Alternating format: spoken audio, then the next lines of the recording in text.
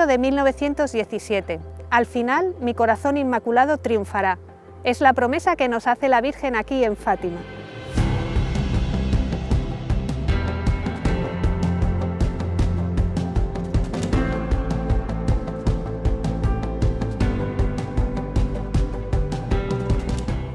Es curioso ver cómo la Iglesia, en su magisterio a lo largo del tiempo, va explicándonos, dándonos a conocer lo que en la Sagrada Escritura está ya presente, pero en cierto modo oculto. Y eso se forma de una manera muy particular con el Corazón Inmaculado de María. Leyendo ese magisterio me he topado con el Papa San Pío X, que con ocasión del 50 aniversario de la proclamación del dogma de la Inmaculada Concepción, se para a mirar a la Virgen de una manera muy especial. Él, al final de la encíclica, nos presenta lo que, con un texto de Oseas, ve en el mundo de esa época, que es 1904.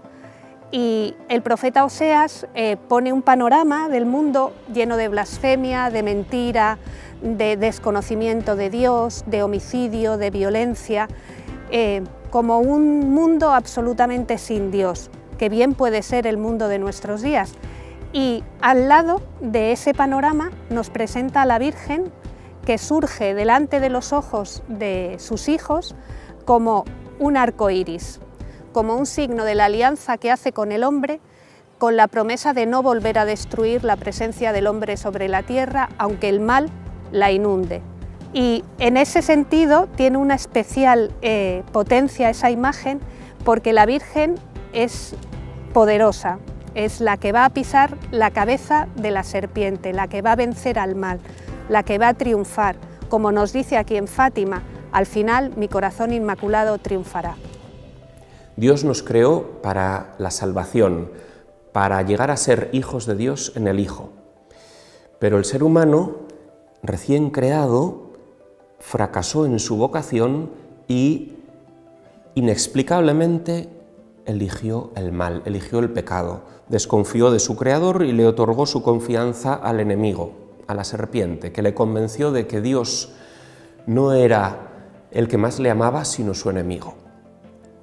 Dios, desde ese primer instante, no maldice a Adán y Eva, sino que lo primero que hace es prometerles una salvación definitiva. Primero hace una síntesis de lo que va a ser la historia de la salvación. Va a ser una historia marcada por la enemistad con la serpiente. Y se anuncia que la historia de la salvación estará marcada por esta enemistad, pero que al final de la historia de la salvación, la victoria caerá del lado humano, porque la mujer y su descendencia pisarán la cabeza de la serpiente, y este pisar la cabeza implica una victoria definitiva sobre Satanás.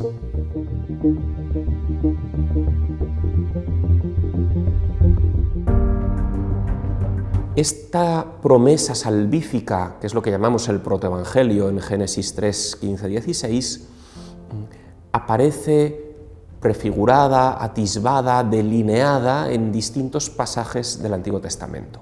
En Jueces, en los capítulos 4 y 5, las tribus acaban de entrar en la tierra prometida, Dios suscita a la profetisa Débora, que les anuncia la victoria sobre Sísara, pero les promete que la victoria definitiva sobre el enemigo, sobre el general Sísara, vendrá a través de una mujer. Cuando empieza el combate, Sísara ve que va perdiendo, intenta huir y se refugia en la tienda de una mujer llamada Yael. Y cuando está dormido, Yael coge una piqueta de la tienda, con 2 golpes certeros de martillo, ¡ploc!, clava la piqueta en tierra, con la cabeza de Sísara siendo atravesada por esta piqueta. Prefigura Yael a María como aquella que destruirá la cabeza del enemigo. La reina Esther y Judith. Judith y Esther comparten esa idea de Daniel de que serán los momentos más difíciles por los que pasará el pueblo de Dios, y muestran cómo en ese momento final Dios logra obtener la salvación del pueblo a través de una mujer. Es también interesante la figura de Job, y Job prefigura a María porque es la que se mantiene siempre fiel al amor de Dios, la que en ninguna de las pruebas de su vida le hace dudar de que Dios es bueno, ni siquiera al pie de la cruz viendo a su Hijo triturado por nuestros crímenes, y aplasta la cabeza del enemigo porque no duda nunca de la bondad de Dios, porque siempre se mantiene fiel a su lado. En el Nuevo Testamento ya no hay figuras, ya tenemos la realidad, el cumplimiento del plan salvífico de Dios a través de María, que, como sabemos, colabora de un modo único en la salvación de Dios. Colabora desde el principio, y cuando aparece el ángel le da el sí que le ha dado a Dios durante toda su vida, y que en ese momento lo formaliza una vez más sí al plan de Dios. Lo vemos en las bodas de Caná, haced lo que Él os diga, y es muy curioso porque Jesús en el Evangelio de Juan llama a María no madre ni María, sino mujer, Ginai. ¿Por qué? Porque quiere que identifiquemos a María con la mujer de Génesis 3. Y del mismo modo la llama en la cruz y le dice Ginai. Entonces es fundamental para Juan que entendamos que esa mujer es la profetizada, y por eso es cuando Jesús le puede ya encomendar la que va a ser su misión definitiva. Madre de Juan, en el cual estamos representados todos los hombres y de un modo especial los discípulos de Jesús. María en ningún momento está glorificándose más a los ojos de Dios que al pie de la cruz. Por eso está vestida de sol. En ese momento en el que está sufriendo con dolores de parto, los dolores de los que habla Apocalipsis 12, son los de la cruz. Y al pie de la cruz está también el enemigo, el dragón, esperando a comerse al niño que va a ser dado a luz. Yo creo que el que va a ser dado a luz es Cristo, porque también se habla de dar a luz cuando uno atraviesa la muerte y colabora con él en su nacimiento a la vida eterna, gloriosa, resucitada como madre. Y por eso la siguiente escena en la que va a aparecer es precisamente en Pentecostés. Invoca la gracia, es decir, al Espíritu para el recién nacido pueblo de Dios.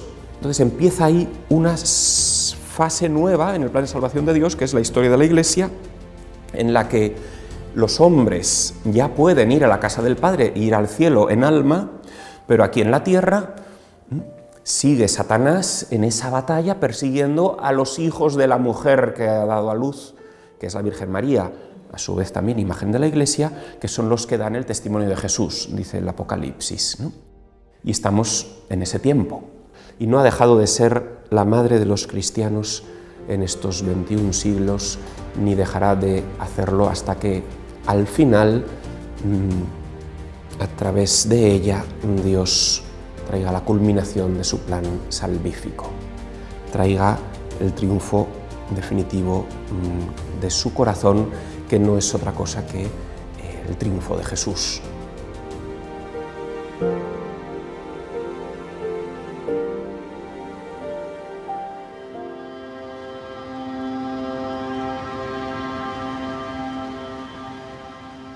En mi vida guardo un recuerdo muy especial de un teólogo, del padre Pozo, jesuita, que me llevó a descubrir de una manera muy especial la maternidad de María, mi madre. Y lo hizo a través de un encuentro con jóvenes en el que nos explicaba esa frase de Jesús en la cruz que le dice: mujer, ahí tienes a tu hijo. No le dice ahí tienes a un hijo más, sino a tu hijo único. Por eso, en la oración que hacíamos después, yo podía dirigirme a María, me puedo dirigir a mi madre diciéndole: madre, que no soy María José, que soy Jesús.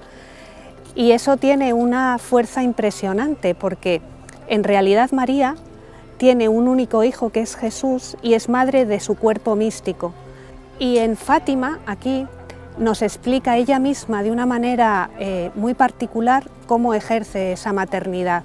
Tiene unas frases en las cuales se refiere a: mi corazón será vuestro refugio. Y hoy más que nunca esa frase tiene una potencia tremenda, porque vivimos en un mundo en el que se hace muy patente esa batalla espiritual que se da a lo largo de todos los tiempos y en la cual todos estamos inmersos. Y el corazón de María es el lugar donde ella nos cura las heridas, nos fortalece, nos alimenta para lanzarnos después a esa batalla otra vez con renovadas fuerzas. Y también nos dice aquí en Fátima que su corazón es el camino que nos lleva a Jesús. Y otra vez eso tiene para nosotros una importancia esencial, porque hoy que hay tanta confusión, tantas voces, tantas dificultades, tantas dudas a la hora de decir por dónde tenemos que caminar, cuál es la mejor decisión, cuál es el paso que tengo que dar ahora, María, su corazón, es el camino seguro que nos lleva a Jesús. Y vamos a ver ahora en qué contexto histórico en Fátima nos da ella ese mensaje como madre.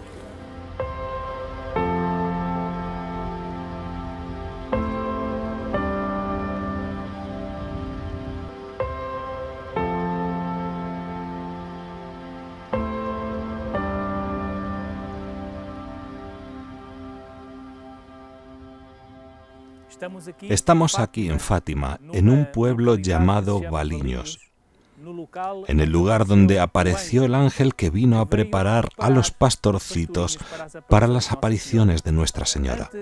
Antes de hablar un poco de las apariciones, también es bueno hacer un poco de contexto histórico de estas mismas apariciones.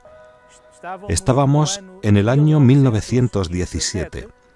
Estábamos viviendo un momento difícil para la humanidad, porque estábamos en la Primera Guerra Mundial. Aquí en Portugal también se vivían tiempos difíciles porque estaba la República y ya había mucha persecución contra la Iglesia. Y fue precisamente en ese tiempo en que Dios, en su divina misericordia, envió a su madre a dejarnos un mensaje aquí en Cova de Iria. El mensaje de Fátima es un mensaje que abarca 13 años. Porque comenzó en 1916 y finaliza en Pontevedra con la aparición de la Santísima Trinidad a Sor Lucía. Entonces podemos decir que el mensaje de Fátima tiene 3 ciclos muy distintos. El primer ciclo es el ciclo angélico, que contiene las 3 apariciones del ángel que ocurrieron, 2 aquí en este lugar y la segunda aparición en el Pozo de Quintal de los Padres de Lucía, en el Pozo de Arneiro. El ciclo mariano contiene las apariciones de Nuestra Señora en Cova de Iria y luego tenemos un tercer ciclo en el mensaje que es el ciclo cordimariano, dedicado al Inmaculado Corazón de María, que incluye las apariciones a Sor Lucía en Pontevedra. Los pastorcitos fueron preparados por el ángel en las 3 visitas para las apariciones de Nuestra Señora, por lo que podemos resumir de manera muy sintética la primera aparición del ángel que tuvo lugar aquí. El ángel hace una recomendación, hace una exhortación a los pastorcitos a que oren, que tengan a Dios como el centro de sus vidas. En la segunda aparición, en el Pozo de Arneiro, el ángel viene de nuevo y pide penitencia. Pide la ofrenda de la vida por los pecadores y para que también se pueda atraer la paz al mundo. Y luego en la tercera aparición que tuvo lugar aquí, en este lugar, viene el ángel y trae la Eucaristía. Aquí, ante la Eucaristía, el ángel se postra. El ángel hace una oración de reparación y enseña a los pastorcitos cómo reparar el Santísimo Sacramento. El mismo ángel dice aquí que reparen sus crímenes y finalmente, antes de que el ángel ascienda al cielo, dice: consolad a vuestro Dios. Hay que reparar los crímenes y hay que consolar a Dios en estos tiempos. Mirando ahora un poco las apariciones de Nuestra Señora en Cova de Iria, estamos en el 13 de mayo. Los pastorcitos estaban allí con las ovejas. De repente vieron un destello de luz, un rayo de luz. Sin embargo, más abajo, cuando se dirigían a casa, vieron un segundo relámpago de luz. Y fue entonces que Nuestra Señora se apareció encima de una pequeña encina. El centro del mensaje en la primera aparición es cuando Nuestra Señora pregunta a los pastorcitos: ¿queréis ofreceros a Dios? Sí, queremos. Lucía habló en nombre de los 3. Nuestra Señora abre sus manos y de sus manos salió una luz que envolvió a los pastorcitos. Y de esa luz los pastorcitos se dieron cuenta de que era la luz de Dios. Entonces tuvieron una experiencia mística y se reconocieron primero de todo como criaturas. Sor Lucía describe que se encontraron a sí mismos, como si se miraran en un espejo muy limpio, como si hicieran una pequeña revisión de vida. Después de ese encuentro consigo mismos, percibieron la presencia de Dios de manera tan explícita y tan fuerte que Sor Lucía dice en sus memorias: nos arrodillamos y rezamos esta oración. Santísima Trinidad, te adoro profundamente. Dios mío, te amo en el Santísimo Sacramento. Después de esta experiencia mística y dejándose envolver por esta luz que les trajo la Virgen les hace un pedido: quiero que recéis el rosario todos los días para alcanzar la paz. Veamos ahora un poco la segunda aparición. Era el 13 de junio y entonces en esta aparición Nuestra Señora mira particularmente al sufrimiento de Lucía, porque Lucía ya estaba sufriendo, porque nadie creía que Nuestra Señora se le aparecía. Así que lo primero que le pide Lucía a Nuestra Señora es que la lleve al cielo. Claro, aquí Nuestra Señora mira particularmente a Lucía y le dice: hija mía, ¿sufres mucho? No te desanimes, nunca te dejaré. Mi inmaculado corazón será vuestro refugio y el camino hacia Dios. Así que es aquí, en esta aparición, que Nuestra Señora habla por primera vez de su inmaculado corazón, como refugio y camino para nuestra conversión, camino a Dios. También aquí Nuestra Señora abre sus manos y de sus manos sale luz, y de esa luz Nuestra Señora muestra su inmaculado corazón. Y los pastorcitos miran el inmaculado corazón de María envuelto en espinas. Y Sor Lucía dice en sus memorias que entendieron que era el inmaculado corazón de María, ultrajado por los pecados de la humanidad, que quería reparación. Vuelve a pedir rezar el rosario en todas las apariciones. La Virgen insiste y les pide rezar el rosario para lograr la paz para el fin de la guerra, para que termine la guerra y los soldados puedan volver a sus casas. Entramos ahora en el día 13 de julio, la tercera aparición de Nuestra Señora. Esta fue una de las apariciones más densas, de mayor impacto en la vida de los tres niños. Nuestra Señora aparece con el rostro triste y dice que es necesario hacer sacrificios por los pecadores y enseña a los pastorcitos a orar también. Le dice a los pastorcitos que siempre que hagan un sacrificio por la conversión de los pecadores, ofrezcan el sacrificio rezando esta oración: oh Jesús, es por tu amor y por la conversión de los pecadores y en reparación de los pecados cometidos contra el Inmaculado Corazón de María. Después de enseñarles esta oración, Nuestra Señora abre nuevamente sus manos y aquí tienen la experiencia de vivir el tercer secreto de Fátima. En la primera parte del secreto, Nuestra Señora muestra el infierno a los pastorcitos, tiene una visión del infierno. En la segunda parte del secreto, Nuestra Señora dice que para salvar a los pecadores es necesaria la devoción a su Inmaculado Corazón. Aquí Nuestra Señora habla una vez más de su Inmaculado Corazón. Y en la tercera parte del secreto, los pastorcitos ven una visión donde ven a toda la Iglesia martirizada. Es como si fuera una profecía donde ven el sufrimiento del Santo Padre y sobre todo ven el sufrimiento y la purificación que tiene que atravesar la Iglesia. Todavía en esta tercera aparición, Nuestra Señora viene a decir que más tarde vendrá a pedir la consagración de Rusia a su Inmaculado Corazón y también vendrá a pedir la reparación de su Inmaculado Corazón a través de los 5 primeros sábados. Nuestra Señora aquí también nos dice que si Rusia no se consagra a su Inmaculado Corazón, sus errores se extenderán por todo el mundo y muchas naciones serán aniquiladas. Pero aquí, en esta aparición, la Virgen también nos deja un mensaje de esperanza, porque nos dice que, al final, mi Inmaculado Corazón triunfará. Aquí es precisamente donde debe estar nuestra confianza, confiar en el Inmaculado Corazón de María en estos tiempos que estamos viviendo. Un tiempo muy oscuro, un tiempo muy... Es necesario confiar en su Inmaculado Corazón porque ella dice que el mal nunca vencerá al bien, porque su Inmaculado Corazón triunfará.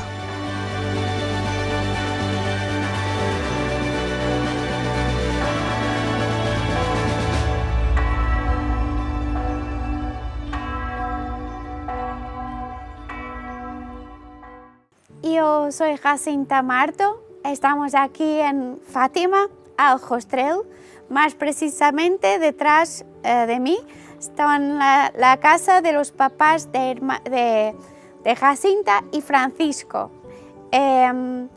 Pues por interesaros mi nombre, es que pertenezco a la familia de los pastorcitos. Soy prima en tercer grado, aquí se dice en Portugal así. O sea, estar aquí tiene también mucho sentido para mí. Estoy aquí para contarles, para transmitirles aquello que le dijo Jacinta a Sor Lucía antes de ir al hospital. No sé si lo sabían, pero detrás de mí, en esta casa, fue donde Francisco murió y también pasó aquí toda su enfermedad con sus padres. Jacinta, un año después, aquejada de la misma enfermedad, tuvo que ir al hospital. Nuestra Señora le dijo que moriría solita. Cuando Jacinta supo que iba a morir solita e iba a despedirse de Sor Lucía, en ese día, al despedirse de ella, le transmitió algunos recados y lo que para ella era más importante que quedase dicho. Y para que también Sor Lucía no se olvidase de contar eso. Y tengo aquí el pasaje que se encuentra en las memorias de Sor Lucía y es precisamente este pasaje el que trata del triunfo del Inmaculado Corazón de María.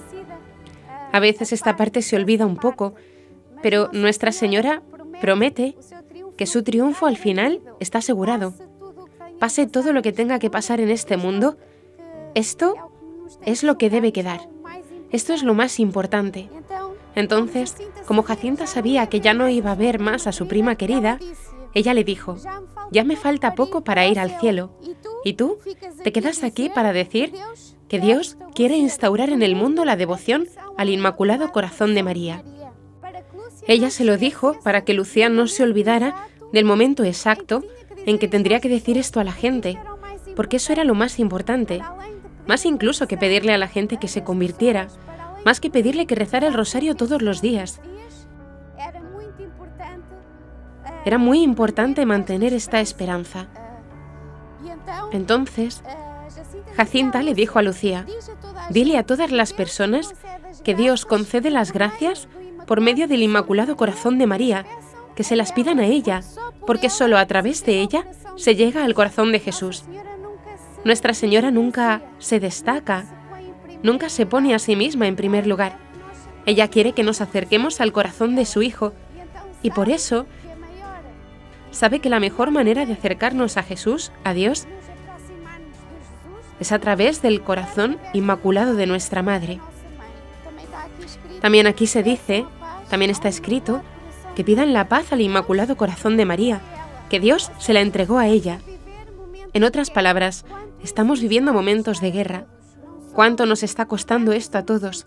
No solo por tantos inocentes que mueren, sino también porque nosotros pensamos que en el mundo todo está alborotado, como que todo se derrumba, que todo parece que se autodestruye. Por eso creo que hoy me toca a mí deciros que no hay manera de que lleguemos a Jesús sin ser a través de María y a través de su Inmaculado Corazón, porque sabemos que ella triunfará. Que Dios los bendiga y que sigan en este camino grande, que es ir al cielo un día, si Dios quiere.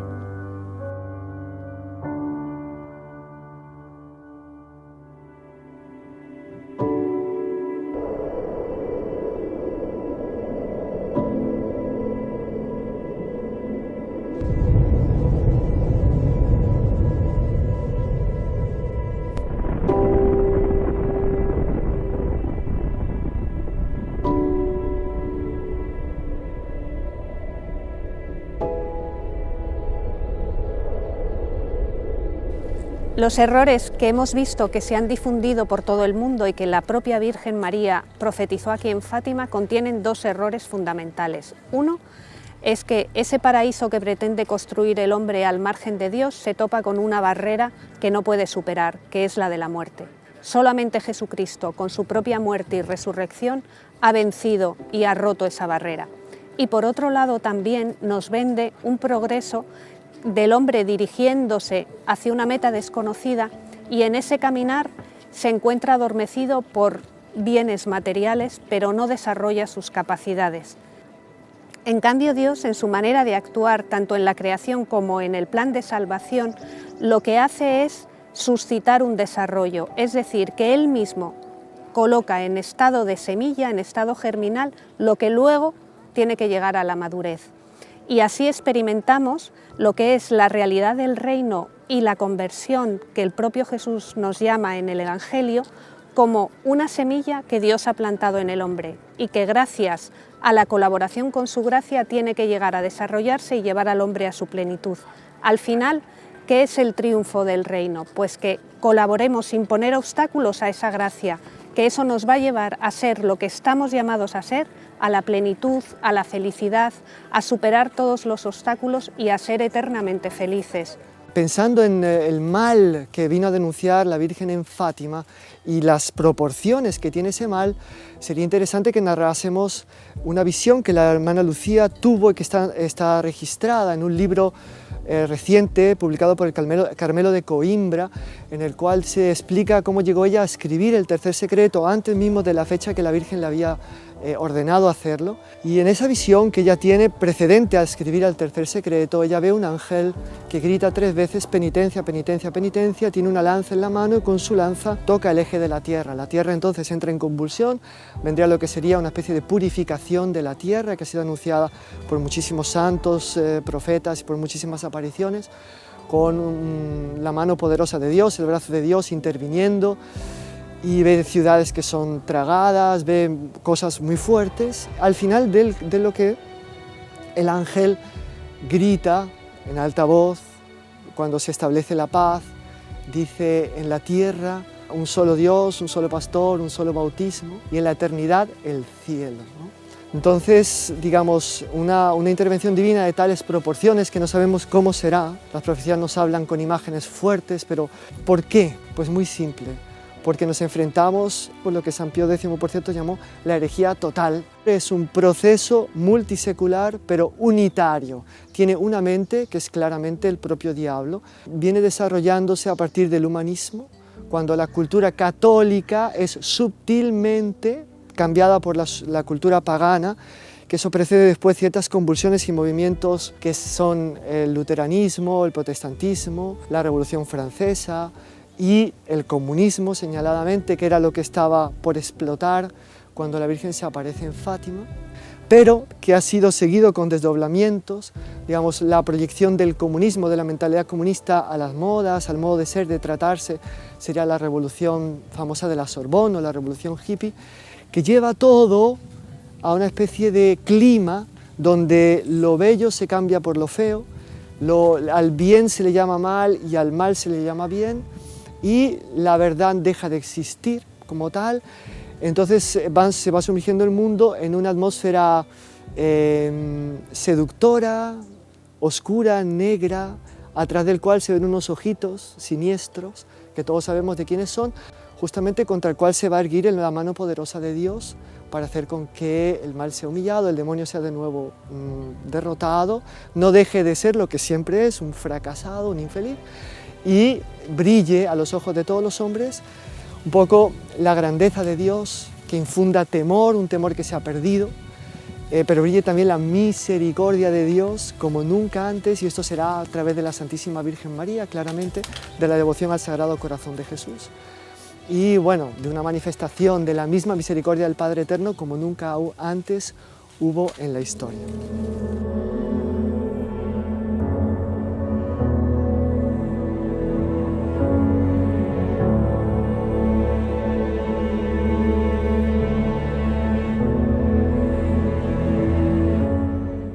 Cuando me propusieron participar en el documental sobre el triunfo del corazón inmaculado de María, la primera imagen que se me vino a la mente fue la de el tesoro escondido, porque realmente para los 21 siglos que llevamos ya de andadura en la Iglesia, el corazón inmaculado de María ha sido como un descubrimiento reciente. Entonces, de alguna manera, eso está como muy en la manera de hacer de Dios, en su plan de salvación, que tesoros que hay desde toda la eternidad pensados por Dios se van descubriendo y abriendo a la medida de las necesidades de esa redención del hombre y de ese plan de salvación. Y a nosotros nos ha tocado ahora vivir esa etapa, vivir una etapa en la que el corazón inmaculado de María tiene un papel esencial que jugar y que nosotros estamos llamados a no ser obstáculo y a colaborar en ese plan del triunfo del corazón inmaculado de María.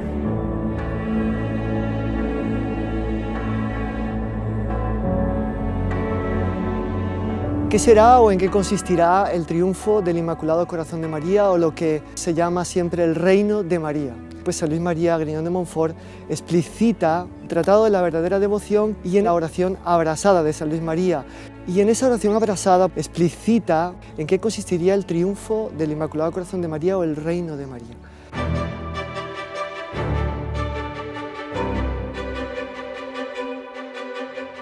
Él empieza haciéndole una súplica al Padre, después se dirige al Hijo, después al Espíritu Santo. ¿Y qué es lo que le pide al Padre?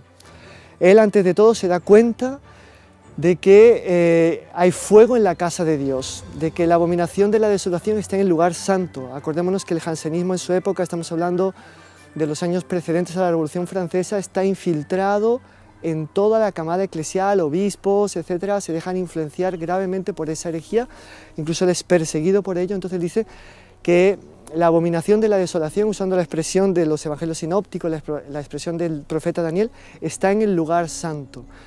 Que la impiedad está sentada en el trono, hace referencia un poco a los desvíos ya de la monarquía absolutista, en la línea inclusive de apoyar a los turcos, de, en fin, promover un estilo de vida demasiado mundano, demasiado pagano. Y él, delante de todo ese mal, sabe que Dios va a intervenir. ¿Y qué es lo que le pide a Dios? Pues le pide que forme una compañía de sacerdotes, evidentemente no solo sacerdotes, de personas fieles a la Santísima Virgen y que se dediquen a combatir a los enemigos de Dios con el báculo de Moisés, que sería la cruz, esclavos de la Santísima Virgen, hijos predilectos de la Santísima Virgen, que sean engendrados por el amor de la Virgen, que sean llevados en su seno, totalmente devotos, entusiastas, sinceros, radicales, profundos de la Santísima Virgen. Y le pide también que con la funda, como nuevos Davids, con la funda de la onda, digamos así, del Santo Rosario, poder derrumbar a esos Goliaths. Y a raíz de esa compañía sería renovada la Iglesia.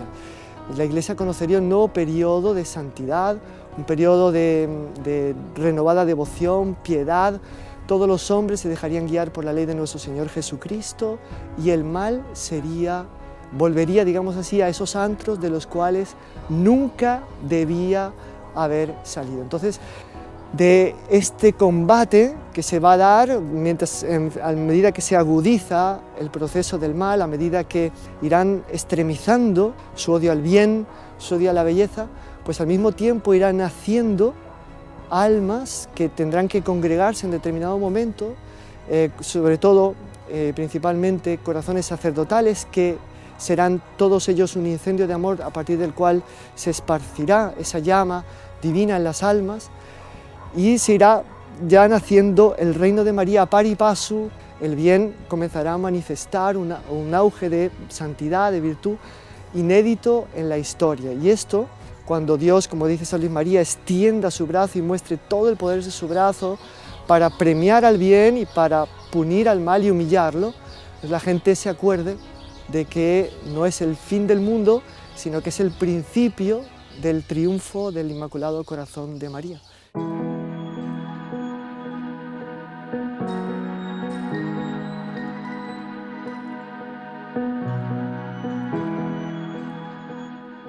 Para que los buenos pudiesen hacerle frente era necesario un nuevo Pentecostés, que él llamó curiosamente en francés de grand retour, gran vuelta ¿de qué? Justamente de esos valores, de esos ideales que nunca murieron y que vendrían con una redoblada vitalidad para que los buenos, llenos de un poder divino muy grande, dotados quién sabe de cuáles carismas, cuáles dones que el Espíritu Santo les quiera dar, pudiesen hacer frente a ese mal, doblegarlo y humillarlo. Y eso dice que se dará por medio de María, porque cuando en un alma el Espíritu Santo encuentra a María, Él tiene que venir con toda su fuerza automáticamente. Entonces el subir de la devoción a la Santísima Virgen, el ascenso, el crecimiento de la devoción a la Santísima Virgen María, es lo que va a hacer con que, por así decirlo, el Espíritu Santo se sienta atraído, así como un pararrayos atrae la fuerza de la electricidad que se descarga, los incendie y los tome. Pero es evidente también, y San Luis María era un hombre muy eucarístico, evidentemente el amor a la Santísima Virgen enseguida engendra a Jesucristo. Entonces es evidente que el amor a la Santísima Virgen va junto con el amor a la Eucaristía, y cuando sube el amor a la Virgen, necesariamente sube la devoción a la Santísima Eucaristía, y son esos dos amores que van a ser, por así decir, las antorchas que van a contagiar ese fuego divino, a partir del cual se va a renovar la faz de la tierra en el triunfo del Inmaculado Corazón de María. En esta fase de preparación al triunfo del Corazón Inmaculado de María, en palabras de San Luis María Griñón de Montfort, las personas que queramos ser fieles a Dios, vivir en gracia, estamos llamados a ser los apóstoles de los últimos tiempos, de una manera muy particular y muy especial los sacerdotes. En esta fase se pueden señalar, y luego vamos a profundizar en algunos, los siguientes signos: la renovación sacerdotal, la renovación de la Eucaristía, una efusión particular del Espíritu Santo, también un derramamiento especial de la misericordia de Dios y una fuerte presencia de la Virgen en sus santuarios.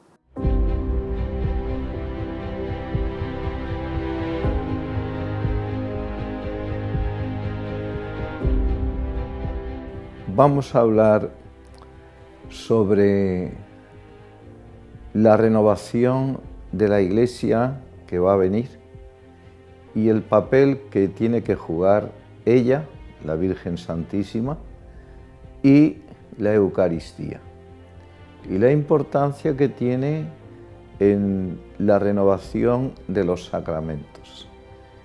La Eucaristía es fundamental. Yo voy a poner un ejemplo para que se pueda entender algo de lo que Jesús hizo en la última cena. Supongamos que hay un padre de familia amantísimo, que ha cumplido bien sus deberes de esposo y sobre todo de padre de sus hijos. Es mayor y ya está en la cama para morir. Y estando así, llama al hijo mayor y tiene entre sus manos un crucifijo que ha llevado siempre a lo largo de su vida. Y entonces le dice al hijo: hijo mío, te voy a dejar este crucifijo, pero para que te acuerdes de cuánto te he amado yo. Entonces coge el crucifijo en sus manos, se lo lleva a los labios, lo besa y se lo da diciendo: que te acuerdes siempre, cuando tengas este crucifijo en tus manos, cuánto te he amado yo. El hijo aquel se emociona, recibe aquel regalo del Padre y no lo dejará nunca. Esta escena en el pueblo cristiano se ha repetido muchas veces, y aquí está el misterio y el engarce con la Eucaristía. Jesucristo no ha dejado una imagen y se ha ido, sino que ha dicho: yo nunca os dejaré solos. Y ha querido quedarse Él mismo, aunque de un modo absolutamente nuevo y real, siendo Él mismo el que se queda. De tal modo que en la última cena lo que hace es, cuando está rodeado de todos sus apóstoles y discípulos, en presencia también de su madre, lo que les dice es: este es mi amor, En el relato que se hace de la Eucaristía, de la institución eucarística, se dice: habiendo amado Jesús, el Señor, a los suyos que estaban en el mundo, los amó hasta el extremo.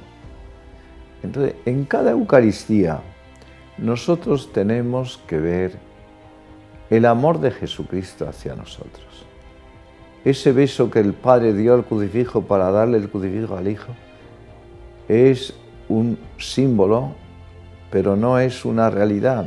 Aquí no tenemos un símbolo, tenemos símbolo y realidad.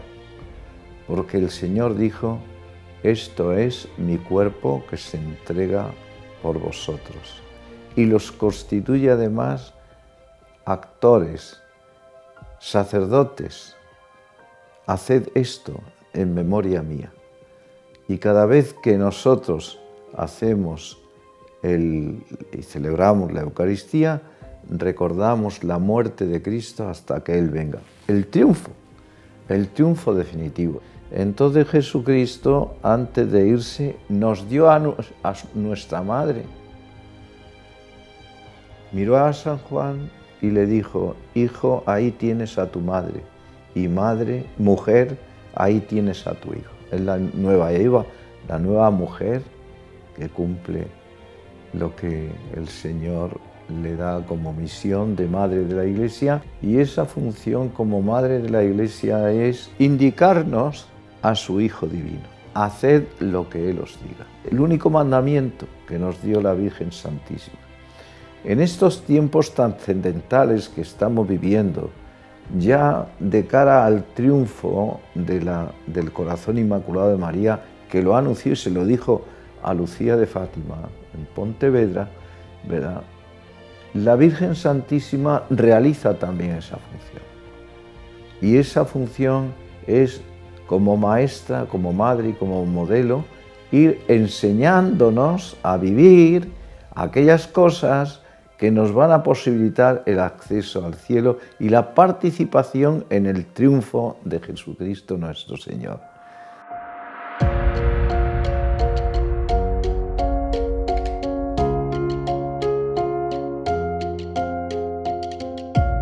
Por un designio de Dios, la Virgen María ha sido predestinada, asociada al misterio de su Hijo Jesucristo desde toda la eternidad. Y María es inseparable de Jesús, especialmente en el misterio de la Encarnación, donde por obra del Espíritu Santo, pues ella concibe y da carne al Verbo de Dios.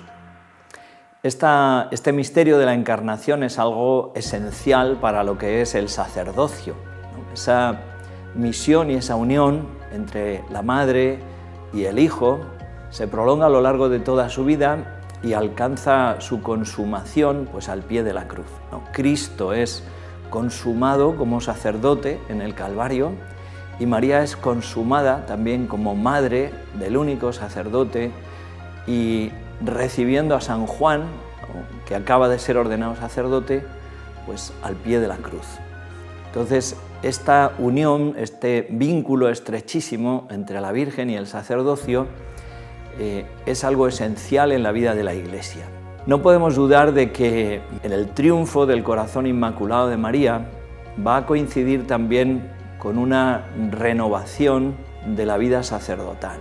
Hay una oración preciosa del Papa Benedicto, cuando fue el año sacerdotal, él consagró los sacerdotes o animaba a los sacerdotes a consagrarse a María y le pedía a ella que como esposa del Espíritu Santo alcanzara a los sacerdotes el don de una transformación total en Jesucristo. Pide un florecimiento nuevo de esa gracia sacerdotal y que los sacerdotes sean verdaderos pastores, ¿no? Pastores que no se apacientan a sí mismos, padres, iconos de la paternidad de Dios, y que viven con una pureza a imagen de la Virgen María, ¿no?, a imagen de Cristo sacerdote. El Papa Benedicto le pide también a la Virgen, ¿no?, renuévanos en tu pureza, transfórmanos con tu humildad. Esta humildad de María es algo esencial también, porque en la derrota del demonio, del diablo, Satanás, pues sin duda se realiza a través de la humildad, ¿no? La humildad de Cristo y la humildad de María. Esa soberbia de la serpiente infernal, pues responde, vence la humildad de María, la humilde sierva del Señor. Es importante que los sacerdotes volvamos los ojos hacia la Virgen María. Ella ha amado a Jesucristo como nadie, y ella nos puede y nos debe enseñar a nosotros, si fijamos nuestro corazón y nuestros ojos en ella, pues a amar y a tratar a su Hijo, ¿no? A recibirle, a tenerle en nuestras manos, a tener esa confianza, esa intimidad con Jesucristo, esa delicadeza que ella tenía. Y al mismo tiempo nosotros, sacerdotes, tenemos que sentirnos protegidos y amados de una manera especial por ella. En primer lugar, pues porque ella ve en nosotros a Jesucristo. Esa configuración con Cristo que se realiza por el misterio de la ordenación, de la imposición de las manos, de esa consagración por parte del Espíritu Santo, nos configura con Cristo sacerdote. Y por eso somos hijos predilectos del corazón de esta madre. Y al mismo tiempo, María ve que los sacerdotes tienen la misma misión que ella tiene, ¿no? Que es dar a Jesús al mundo. Por eso, desde ese momento de la cruz, donde ella recibe a San Juan, pues ella se ocupa de una manera especial de sus hijos sacerdotes.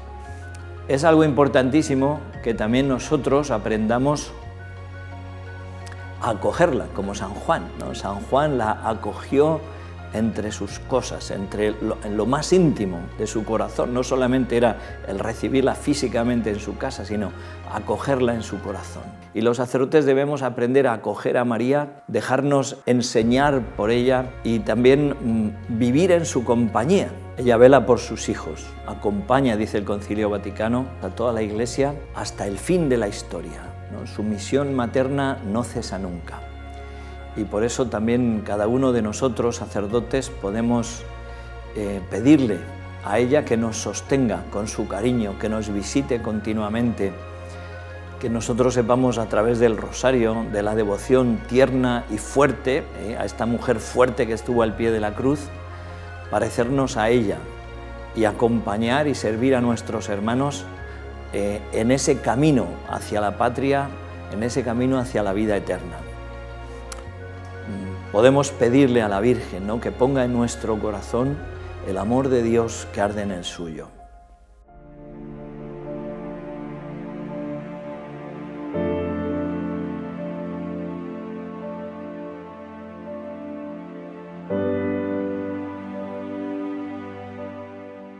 El 13 de mayo de 2010, el Papa Benedicto XVI visitó Fátima como peregrino de la paz y nos dejó un mensaje.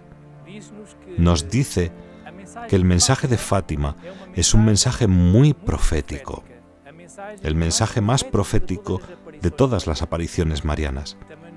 Y también nos dejó claro que las personas que piensan que las profecías de Fátima han terminado están engañadas. Sabemos claramente que con ello el Papa Benedicto XVI se refería al triunfo del Inmaculado Corazón de María. Estamos viviendo tiempos difíciles y en estos tiempos Nuestra Señora ha ido dejando sus mensajes a través de sus apariciones. Los santuarios dedicados a Nuestra Señora se están extendiendo por todo el mundo y son una forma muy concreta que tiene Nuestra Señora de preparar el triunfo de su Inmaculado Corazón, como es el caso aquí en Fátima. Viene mucha gente aquí que experimenta a Dios a través del Inmaculado Corazón de María. Y en esta experiencia de conversión, a través de los sacramentos que aquí en Fátima tienen la oportunidad de recibir el sacramento de la reconciliación, el sacramento de la Eucaristía, van haciendo así camino para preparar este triunfo del corazón inmaculado. Siempre que un peregrino tiene la oportunidad de visitar Fátima u otro santuario mariano, encuentra allí un refugio y un camino hacia Dios. En estos lugares se puede tener una experiencia de gracia, una experiencia de comunión con Dios. Y también pueden tener una experiencia de misericordia, reconocer y vivir la misericordia de Dios en sus vidas, porque en estos lugares encuentran el camino de su conversión. Por eso podemos decir que Nuestra Señora prepara el triunfo de su Inmaculado Corazón a través de sus santuarios, despertando en cada peregrino la gracia y la misericordia de Dios.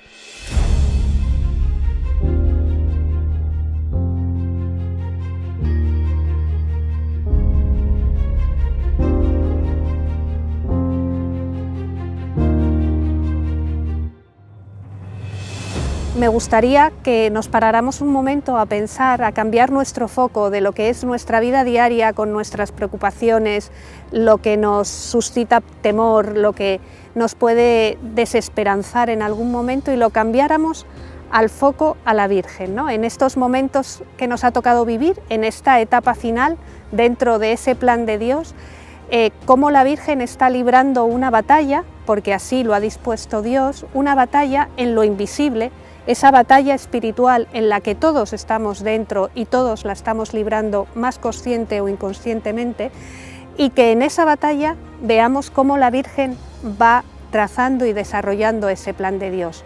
Estamos acostumbrados a la grandeza, a lo despampanante, a lo llamativo, y la Virgen es tremendamente poderosa en su humildad. O sea, la raíz del poder de la Virgen radica precisamente en saberse nada, en conocerse a sí misma y en conocer a Dios, al todo.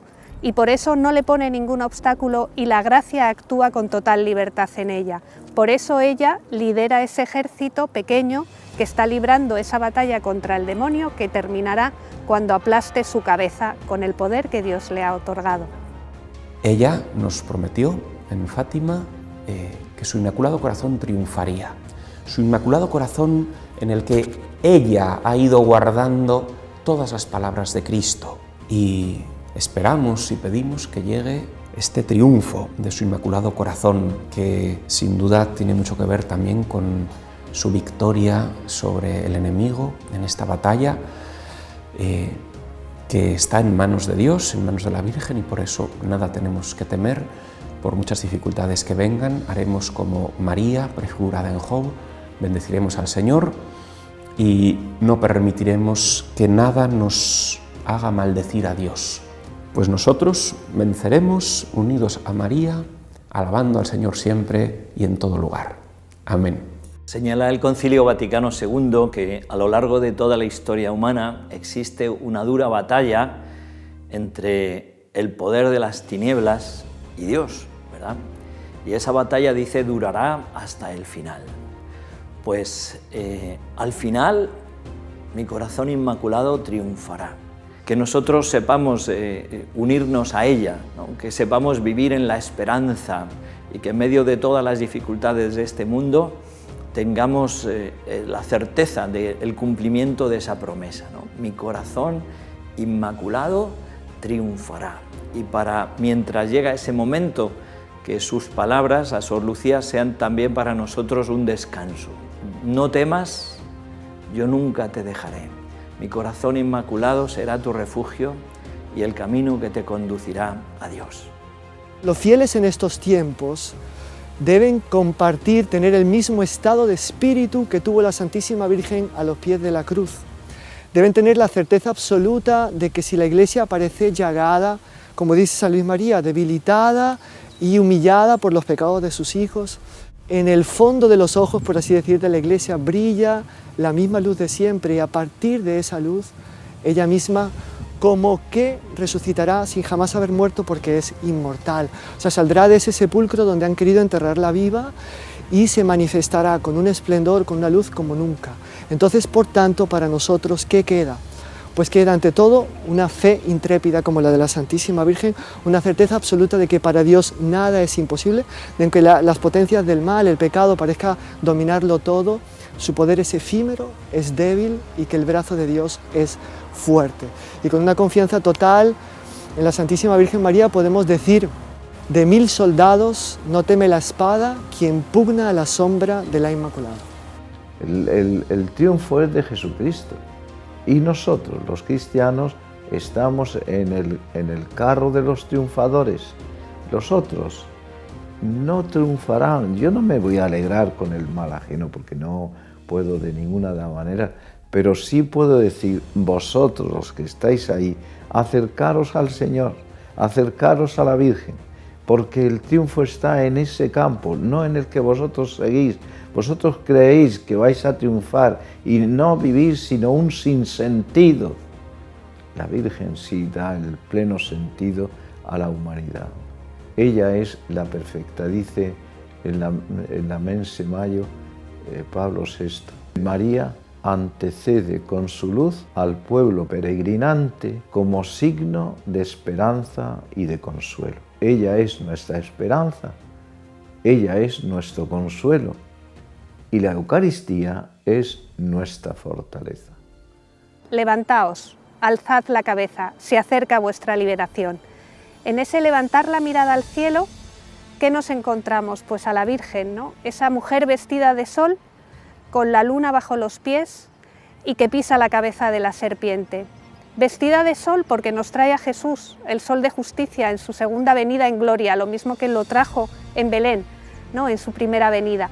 Y en esa esperanza es como queremos transmitir lo que la propia Virgen María nos ha prometido, que al final su corazón inmaculado triunfará.